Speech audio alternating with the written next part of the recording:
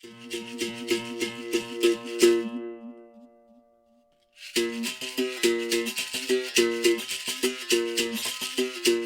are recording. Welcome to another episode of Capoeira in Canada. Tonight we have Professor Soquete of Grupo Kadara, or Kadara, I believe is the more appropriate way of saying it. Correct me if I'm wrong. And um, yeah, let's get started. So, Professor Soquete, thank you so much for your time.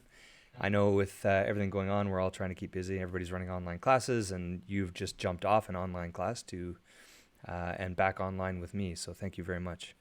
I know it's getting late in the evening, and but we're here to talk about you.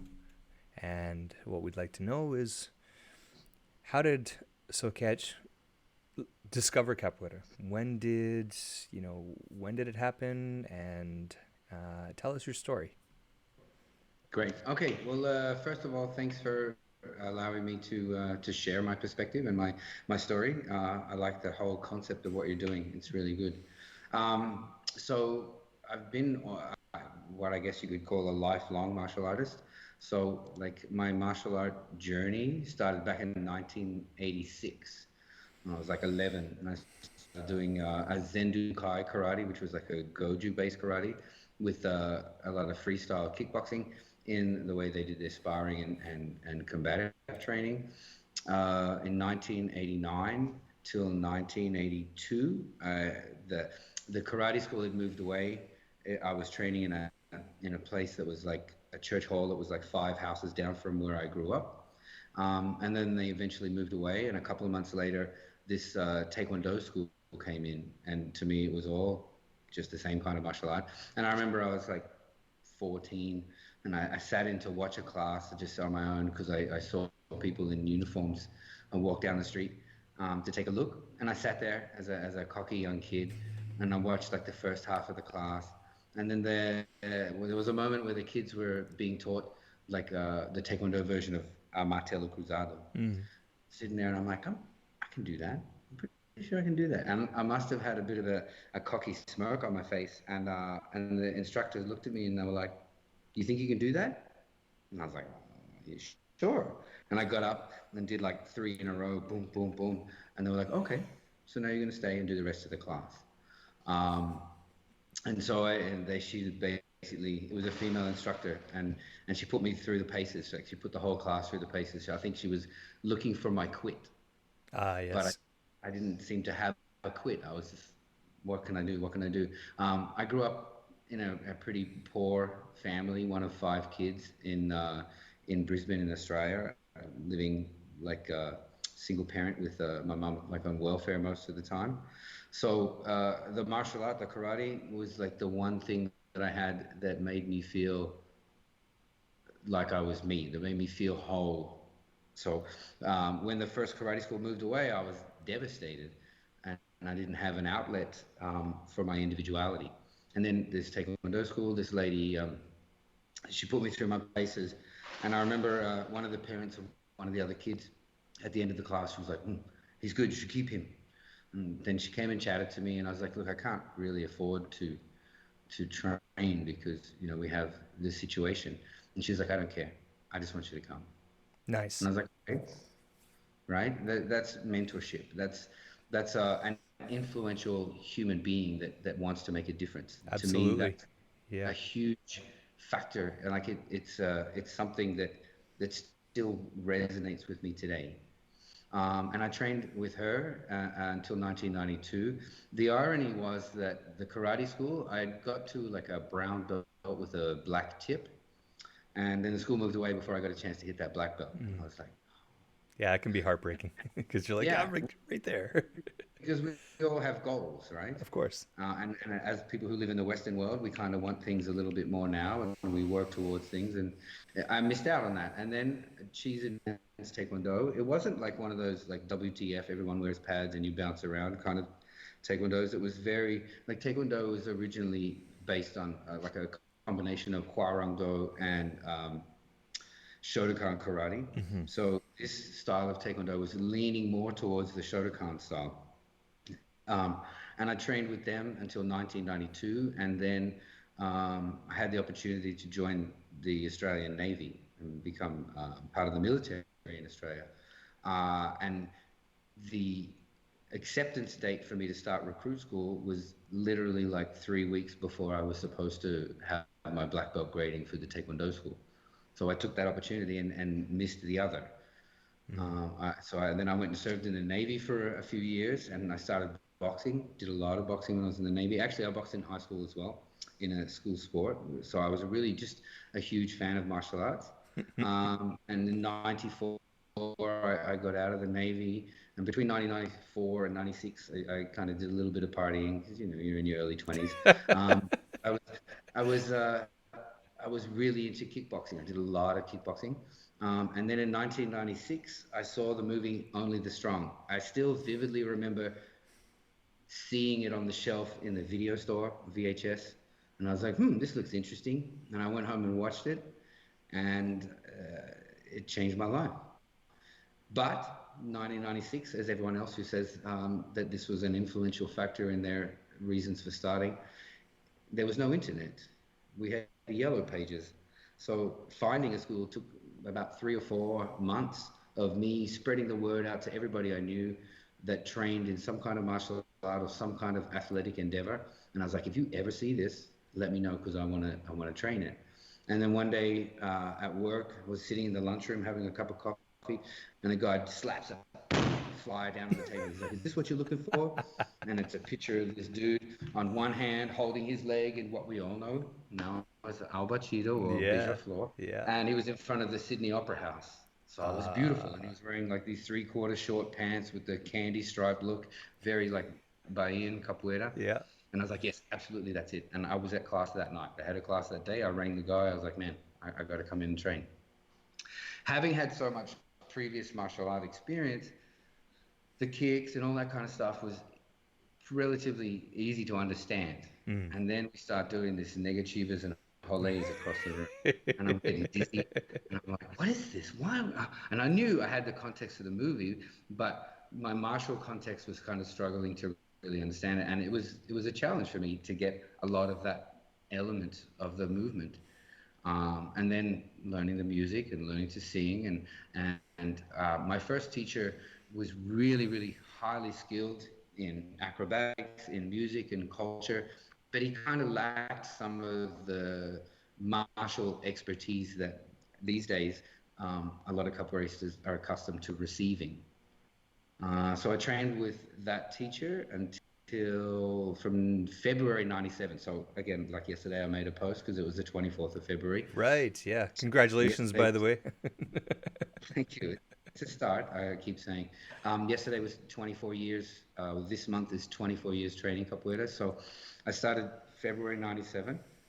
And then I had an opportunity because of the skills that I learned through capoeira to get a job working at one of the major theme parks in Sydney, doing like stunt choreography and stunt fighting and action Ah, scenes, and neat. also working in like street theater and developing those kind of skills. But it was purely because of the skills and the confidence that I gained in capoeira and the experiences that I had with performing and doing shows and um, just the way that the community can build you up as a human being. Because before then, I had a lot of like angst and issues and struggles.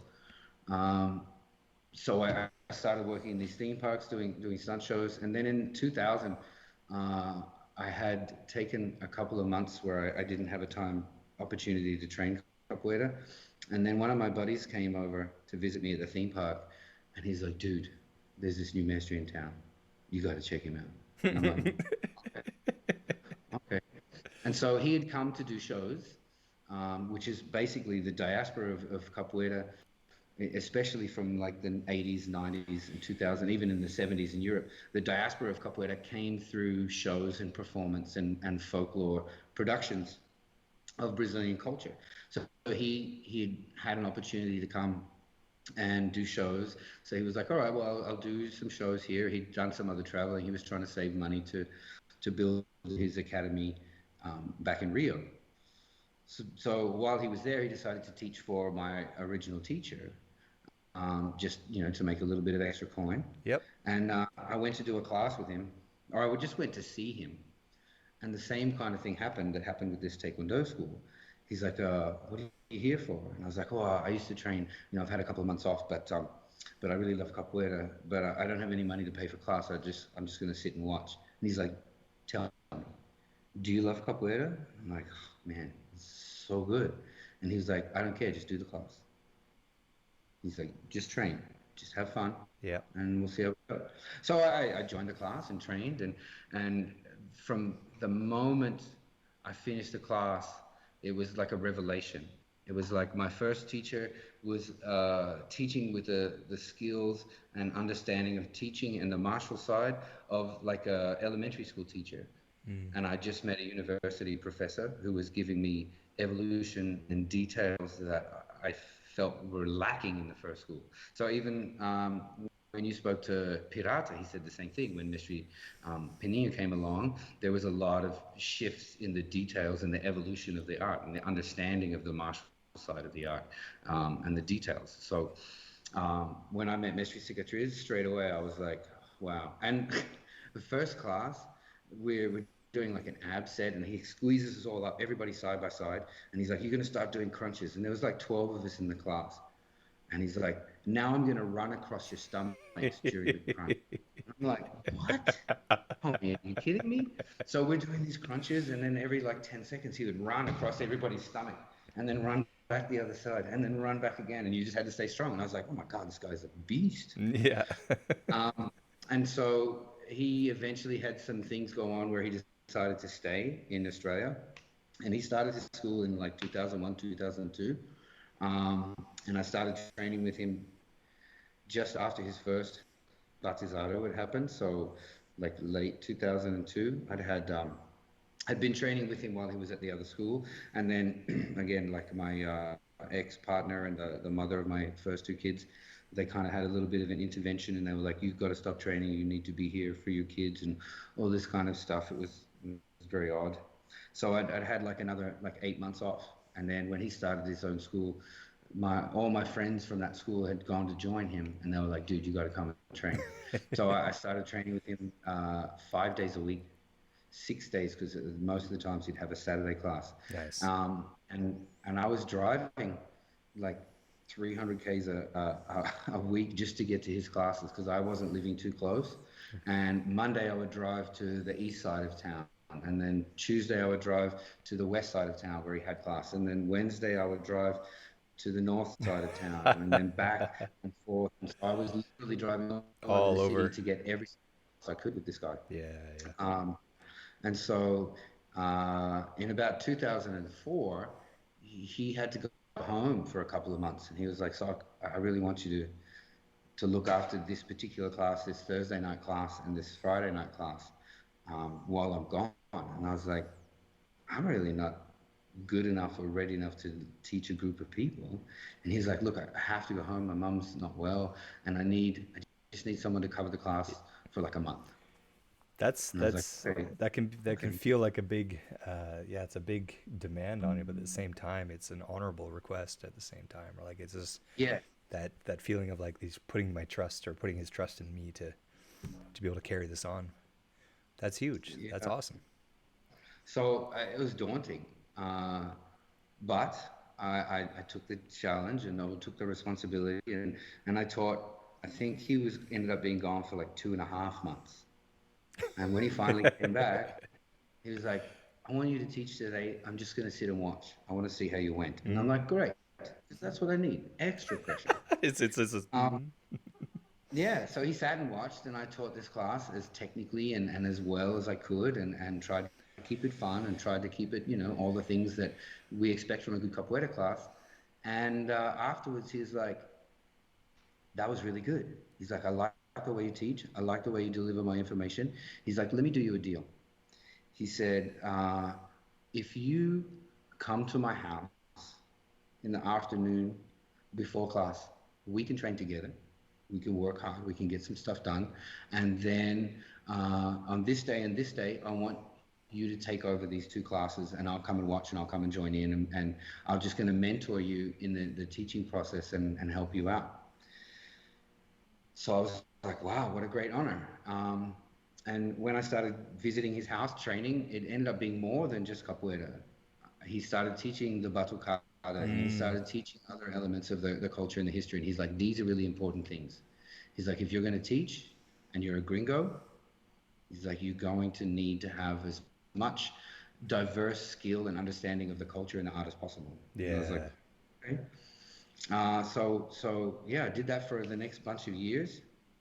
In 2005, I think, we were invited to a batizado in Indonesia. So we had a group in Indonesia that were training um, through Mestri's mentorship, Mm-hmm. and he would go over there every now and then. And once a year, they started having batizados. So myself, Professor Tamandawa, who wasn't a professor then, we were both estagiarios.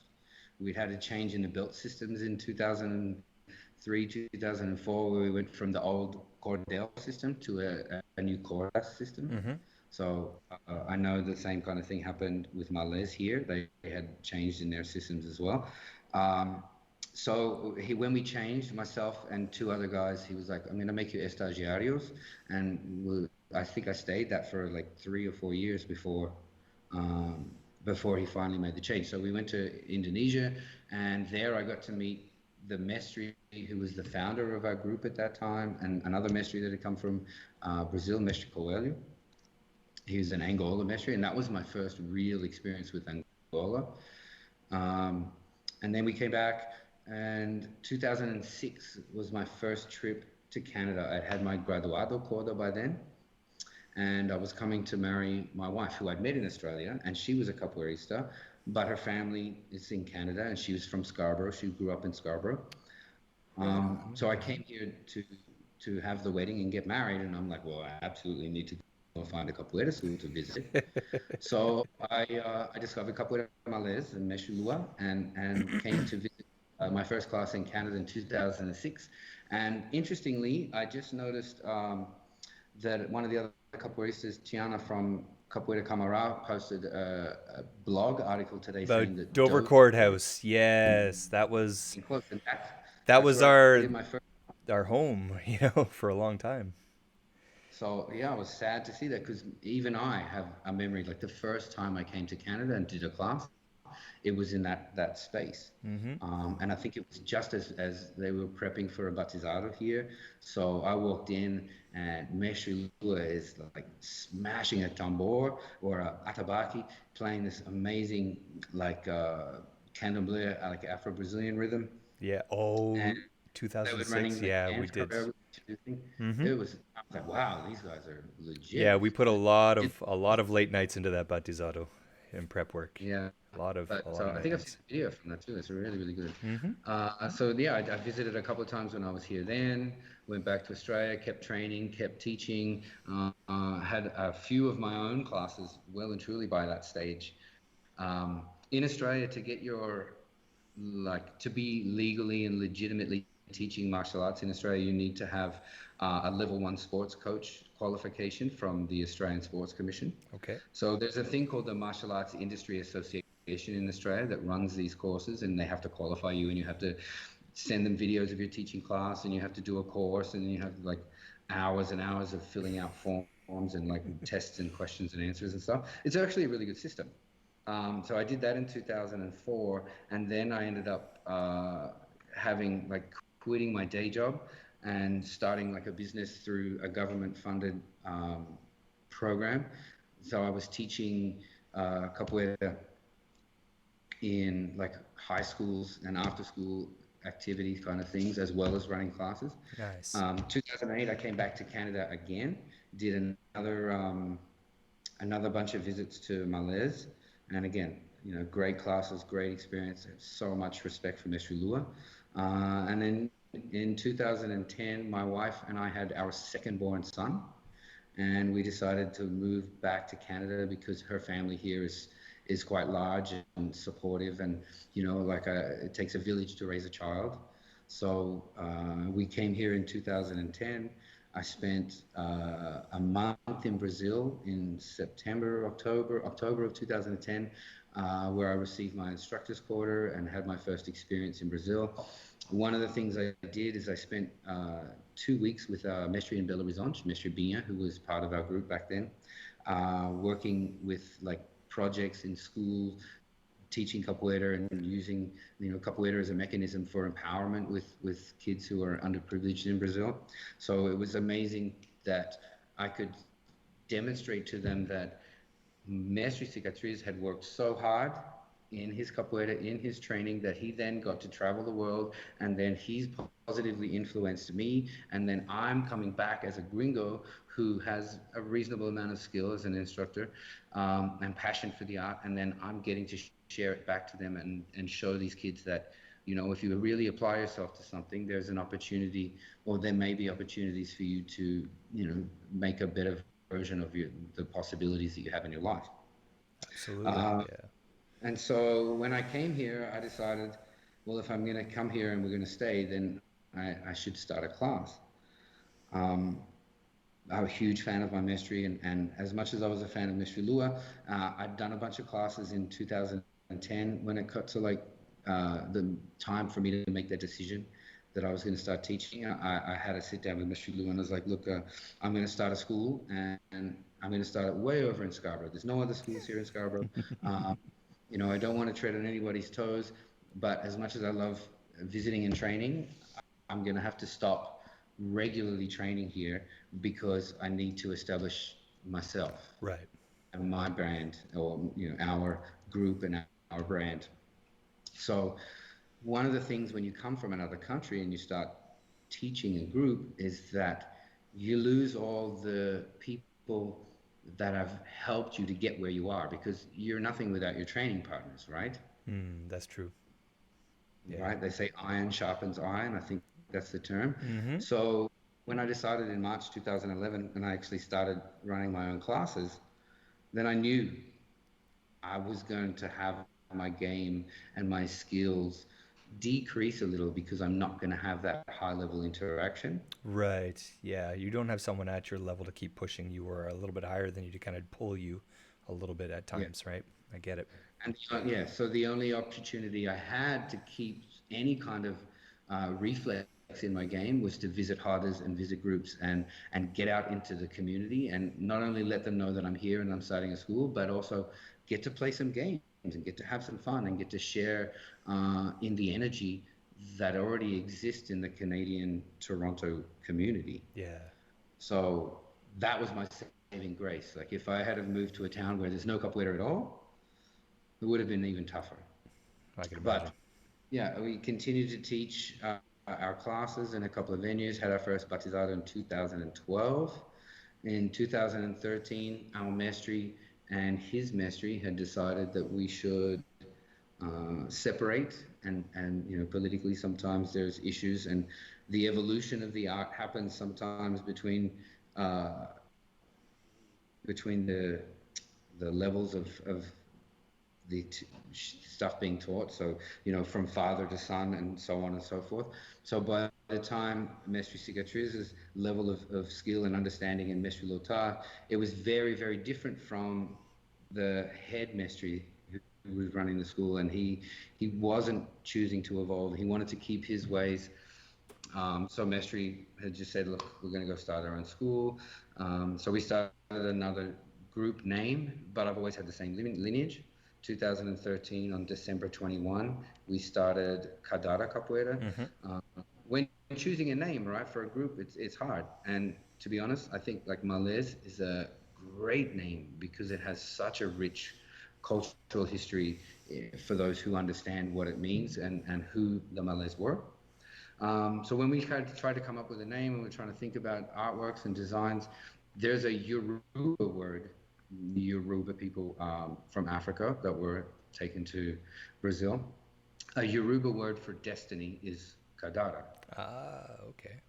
So Mestre had dedicated his life to this art, and he thought that it was his now destiny to share his perspective and his version of how he sees capoeira and how he wants to empower and enrich the lives of other people. So Kadara was, that's what we became. Nice. Nice. Um, and then, not easy to run a class. It's not easy to run an academy and stay consistent and maintain class levels and maintain your energy in class. Mm. But by 2017, we had got to a point where I was like, you know what? I really want to have my own academy. I really want to have a space where we can do capoeira, where we Yeah, can do I full really time. wanted to touch on this because that's a big step for anybody who runs a capoeira academy, especially in North America, because it's still pretty niche, right? It's not like there's karate on every corner, there's taekwondo on every corner, right? Capoeira is very different, at least here in North America, that way. So yeah, like what what was the breaking point? Where was it where you decided it was time? Like in 2017, you took that decision, but like what was the big driving force behind that? Um, well, even in 2016, it was times where I was thinking about it and looking at it. And then, once you're getting a reasonable amount of class numbers, you start thinking, you're like, well, how much is the rent cost and what can I do? And this space that we took in this complex, I've been looking at this complex for a while because it's got a great location, it's got great accessibility, and it's a little bit off the road. Mm-hmm. So that makes it a little bit cheaper. But we're right by the 401 and Kennedy. We're right by the Kennedy LRT system and the trains. So there's lots of accessibility, not far from everything. Um, and after years of teaching in academies, I spent a lot of time, and I've taught in karate schools, and I taught a lot of other workshops and things through other karate schools and connections I had. And every time I go, I'll be looking, and I'll be like, what do I like about this space? What do I think works here? What do I think doesn't work here? And so I'd spent a long time taking little mental notes. I also have a personal trainer's qualification, and I remember in 2005 when I was doing the introduction day where you talk about yourself, and one of the questions was like, where do you see yourself in 10 years? And I remember very vividly in 2005 saying, I want to have my own martial art academy. I can do PT, I can do other things there, but I want to have a martial art academy because I'm so passionate about capoeira. So 2017 was 2 years late, but better late than never. Yeah, yeah. And then when we got the space, like I built the floor myself, with the team, and made sure that there's like a bounce to it. So, and I really put a lot of time into it, and a lot of effort. And the students like worked their butts off for a couple of months. The first class, there's a video. It's literally gray walls and it's a concrete floor with just jigsaw mats like in the middle. And we're like, this is what we're working with, but it's our space. Yeah. Nobody tells us when we have to leave. Because I've taught in spaces where 9 o'clock comes around and blick, somebody flicks the lights off in your academy or in the space you're renting. They're like, you're Yeah. done now. Time's up. You're Time's paid. up. Yeah, your rent is up for now, right? You paid your hour, you got to get out. Yeah. Yeah. And capoeira is such a broad and diverse art form. There's so much to teach and to learn and to understand and embody and to practice. And you can't always get that in three 1.5 hour sessions a week. No, no. So everybody wants to stick around and play that extra game and spend that extra 10 minutes practicing the beating bow. And someone's got a question and there's just too many reasons why it's nice to have your own space. And that was something I was really proud of until COVID came along, Yeah, I can imagine. because there's a lot of overheads in running a space. And it's the first time in nearly 4 years that I've been like, oh, I kind of get the reason why people make the choice to be on the other side and to just rent a space and have their thing. It's a tough choice, and it's a choice that I'm living with and I'm working with, and you know, like I have the opportunity to sit here right now and have this conversation with you, rather than being locked into a room in my house with the kids at the other side banging on the door. What you doing?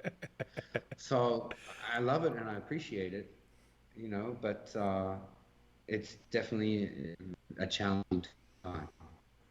Yeah, I can imagine. I can imagine. I get it like for any of us because I mean we're all in the same boat. Everybody's working remotely now and teaching remotely and a huge core component of the heart of the class is lost right now, right?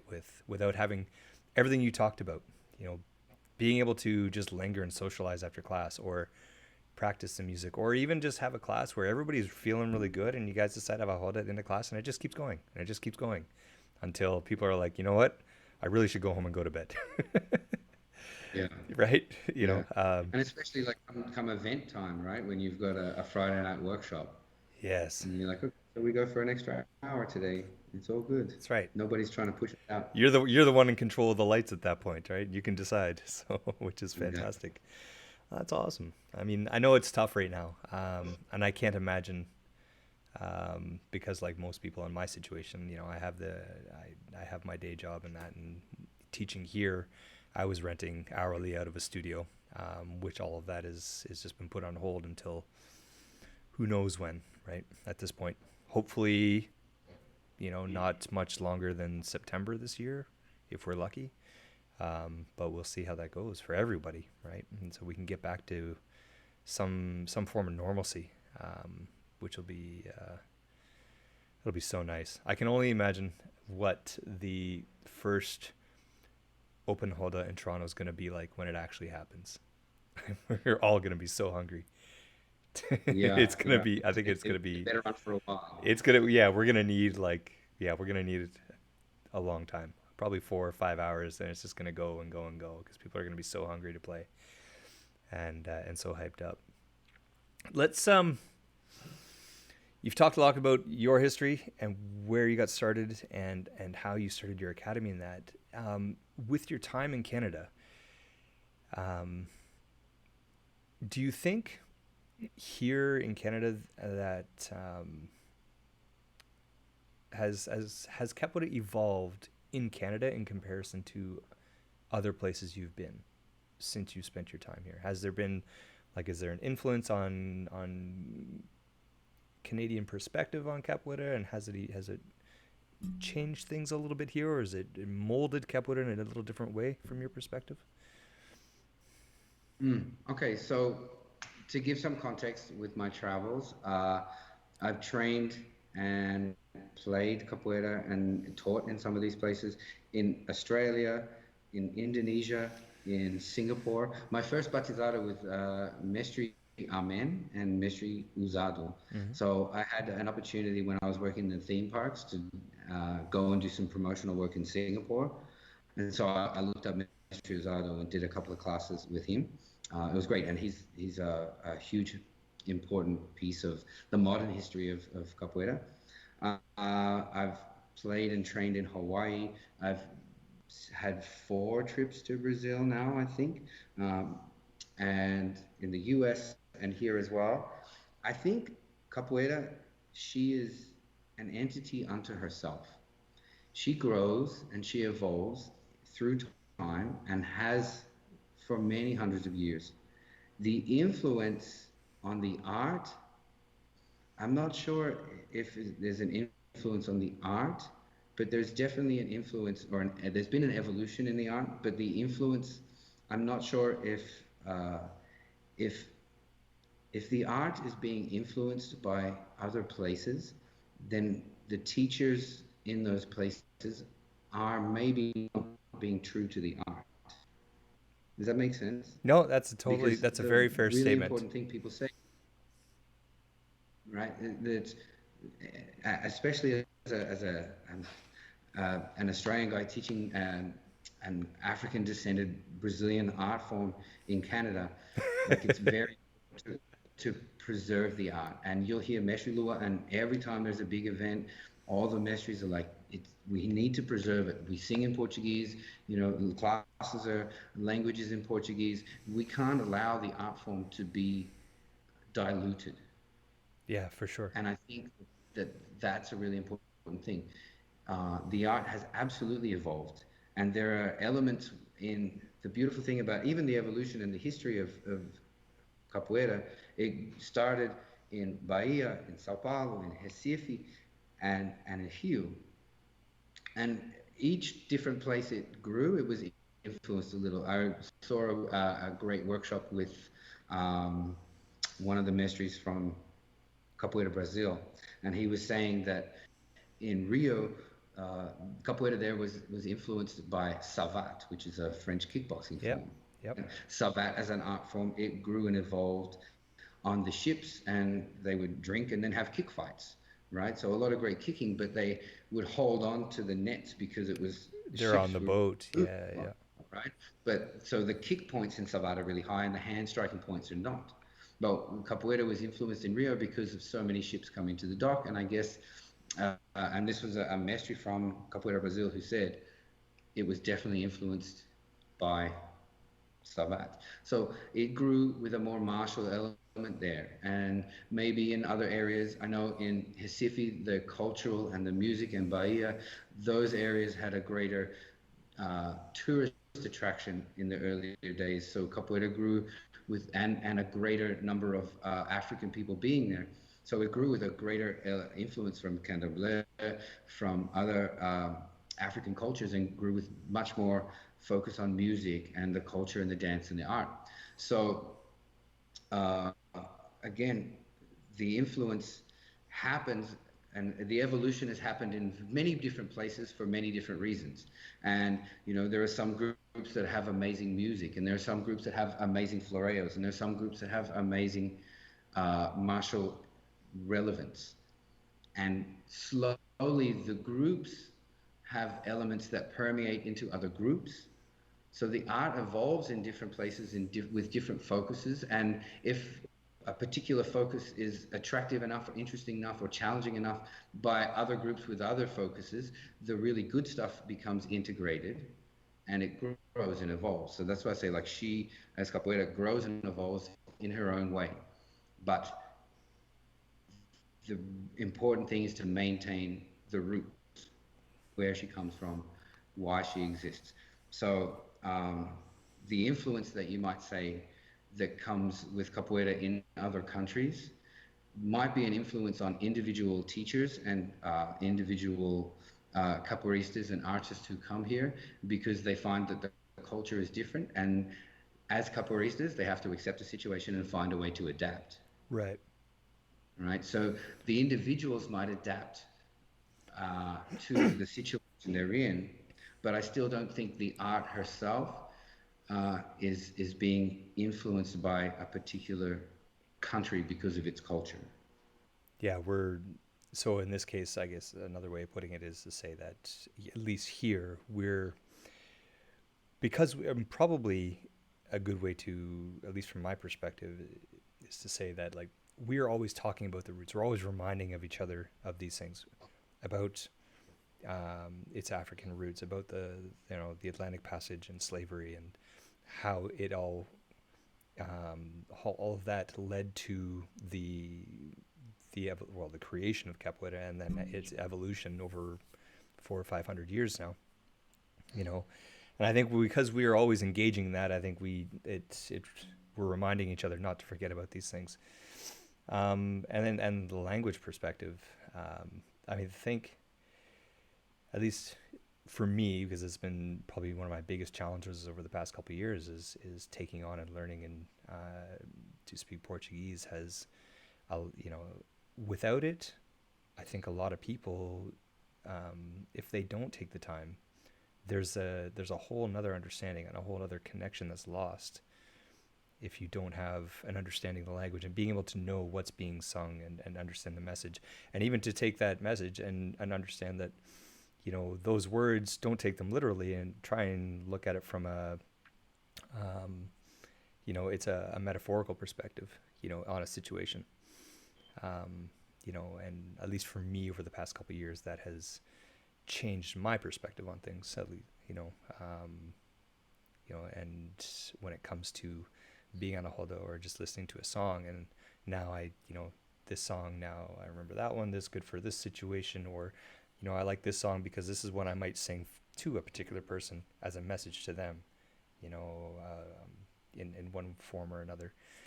So, um, the other part that the reason that question came up is, um, I look back, in the early days of, at least the early days for me in Capoeira in Toronto, or in the GTA, and like in 2003 when I started, in 2004, like between basically I would say 2003, 2006.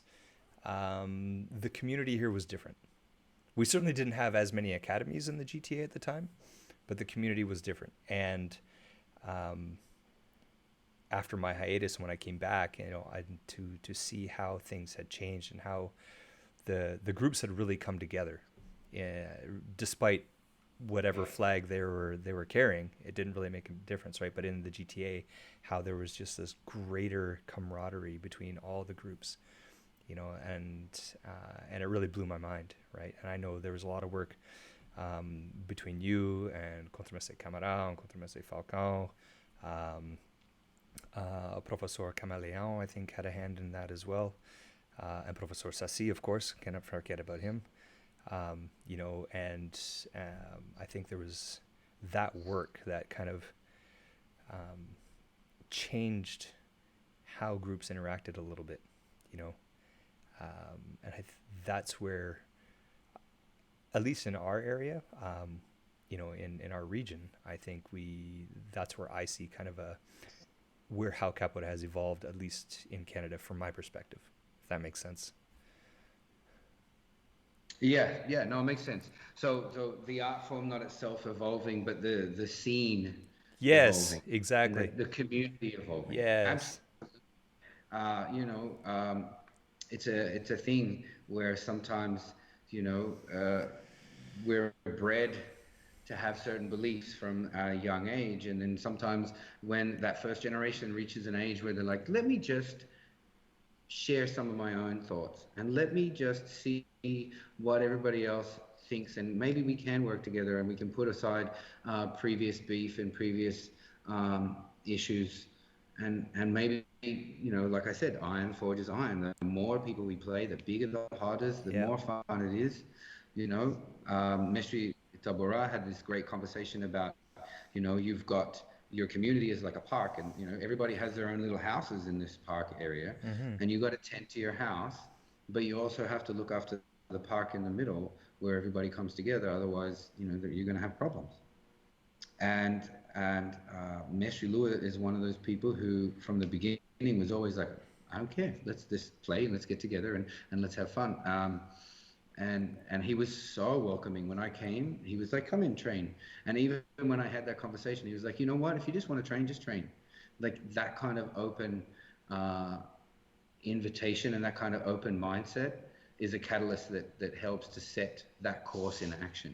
So even if you wanted to credit um, Camaleon, Camarão, Falcão, Sassi, and myself with being part of that change, again, it was definitely influenced by Mestre Lua's ability to, or desire to see more openness in Hodders and more, welcoming, or having that welcoming vibe. Nice. Nice. Yeah. No, that's a good point. It's a very good point for sure. For anyone who is considering going the path you've gone of starting your own academy, what would be a piece of advice that you would give them? Just one thing that you would say was probably like, I know there's lots of advice to be given, but what would be one thing that you would tell them? So are we specifically asking about a physical bricks and mortar academy, or just starting a class and a group? Um, let's talk about the bricks and mortar aspect of it. Yeah, Okay. let's. So that, it's something that comes with time. Like starting your own group and your own class is challenge enough, especially when you're starting fresh and you're like, I'm just going to open up my space and I want to get all new people and I want to do all this thing. Um, that's a lot of work, and it's a lot of promotion, and it's a lot of dedication, and it's a lot of giving of yourself, and hoping that the people who come through your doors feel the energy that you're giving, Mm, receive the instruction in a way that's positive and empowering to them, and enjoyable and fun and challenging, and then they want to come back and they want to keep coming back. Capoeira struggles with retention a little bit more, I think, than other arts. Um, because there's so many elements and there's so much that is required to be focused on by the student. I need to learn this music. I need to learn this, um, these acrobatic movements. I need to learn these martial concepts. I need to understand the culture. And now I'm dealing with another language. Like how much do It's you want from overwhelming. me? It is. It can be very So overwhelming for a lot of people. it could be quite whelming, yes. Yeah. So it's important for us as a teacher to understand and appreciate that not everybody is going to want to be a master. Not everybody is going to want to be a teacher. Some people just want to come and have fun and sweat and train. And you hope that in time that you can spark enough interest so that they want to dive into those areas on their own rather than being force fed. Yeah. Yeah. And I think that's something that Helio had also touched on Mm-hmm. in the podcast I watched with him. So that's valuable. And this is another thing where, you know, understanding the how the community evolves and how I was saying, like, when people come here to teach, they have their culture and they have their understanding of what works in their country, whether it's me in Australia or whether it's somebody from Brazil. And then you come here and you're like, this is how I'm going to teach. This is how it should be. And then the adaptability phase comes where we're like, oh, we need to make an adjustment here. We need to make a change here. The same thing happened with Mestre Cicatriz in Australia. He went through a journey of his own, understanding how to make capoeira relatable and how to make it achievable to people who quite often just wanted to get their weekend in. Yep. So if we get through all that and we can be open and we can be welcoming, then when you're starting to think about finding a space, you need to crunch your numbers and be really sure that you've got enough to keep the place open. And then, like you say, day jobs are good.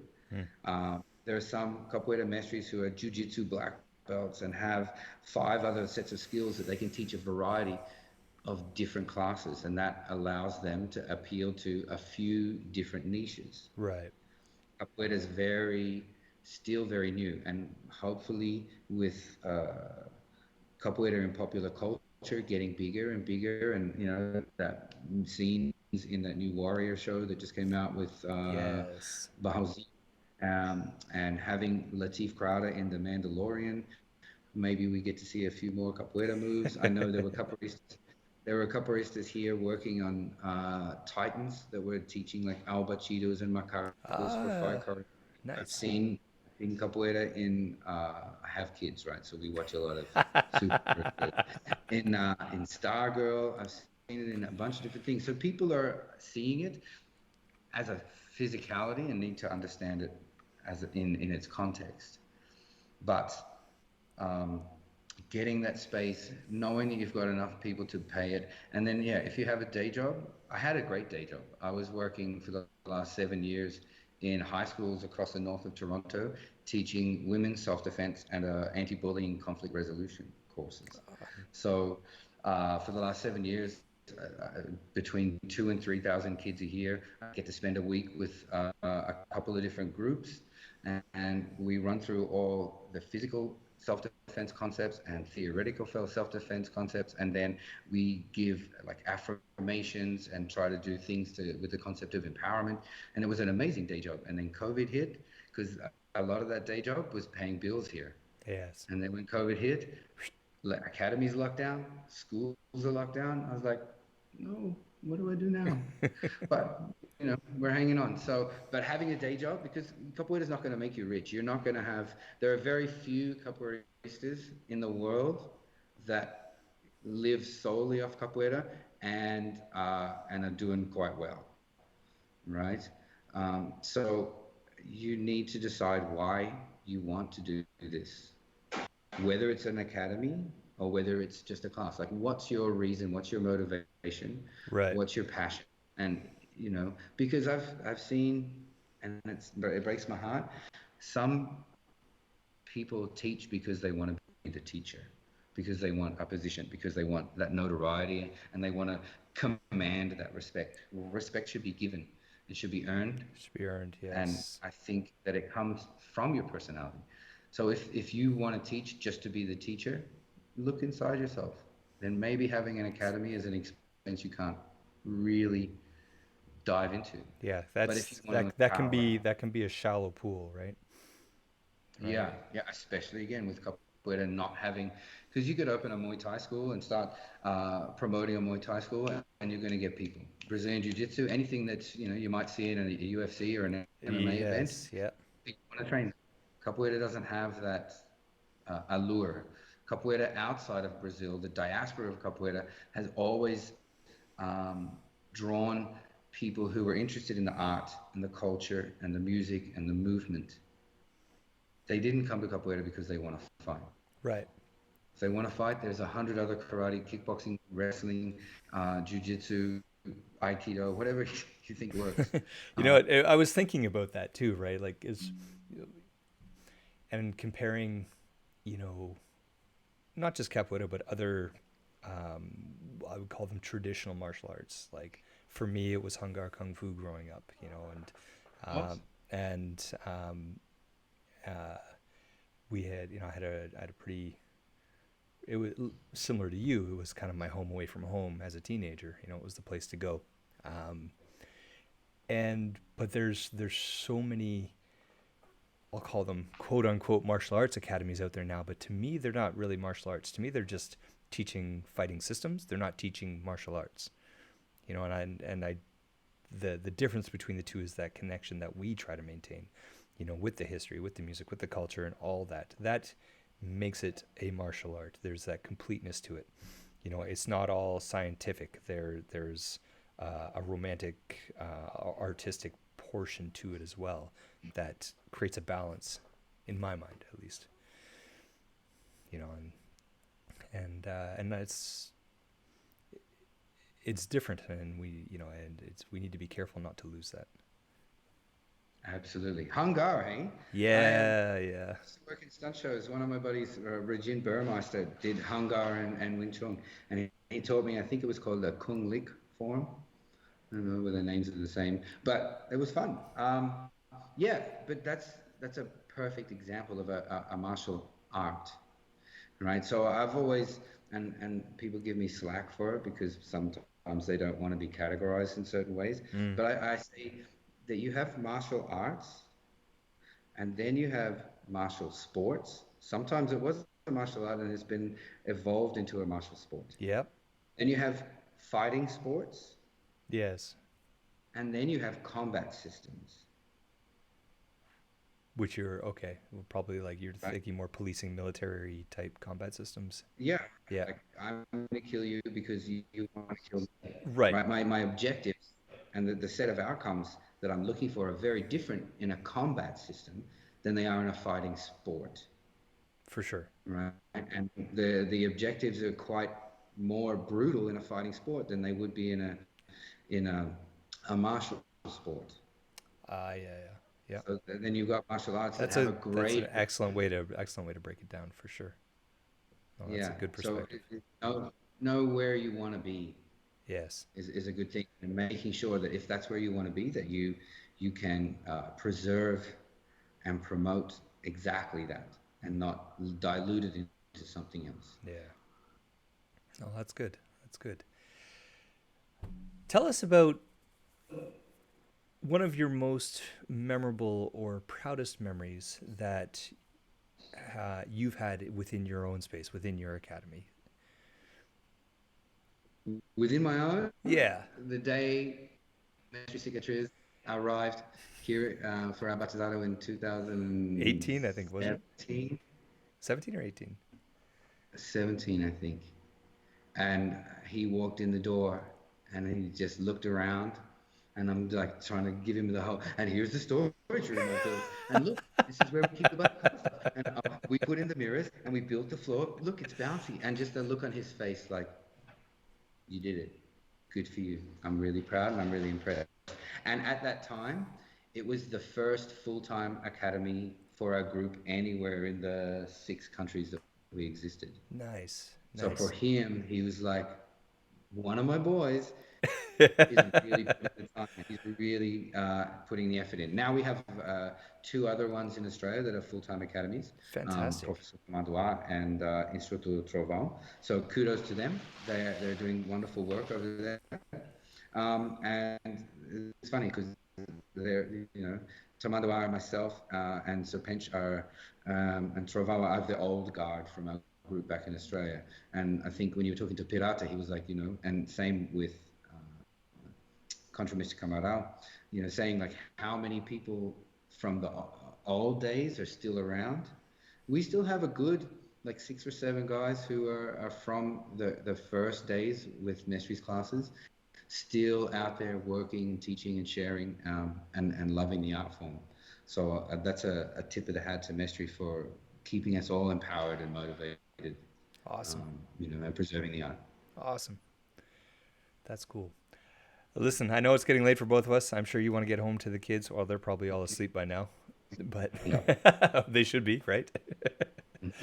Awesome. Again, thank you for your time. Yeah. It's really greatly appreciated. Learned a lot more about you. We've had many interactions. Yeah, I don't know what else to say other than a big thank you. It's a pleasure. Again, I really like the work you're doing, and you know, these conversations should mimic the game of capoeira. And as capoeiristas, we should be able to have the conversation go 2 ways. So I was going to ask, when did you start? What got I know that we don't have time for that now, but I want to hear your side of things. And I'm sure that your audience and your listeners are looking forward to hearing your perspective and getting to know you a little bit better as well. So make sure that you find a good interviewer I will have to to, yeah. your questions.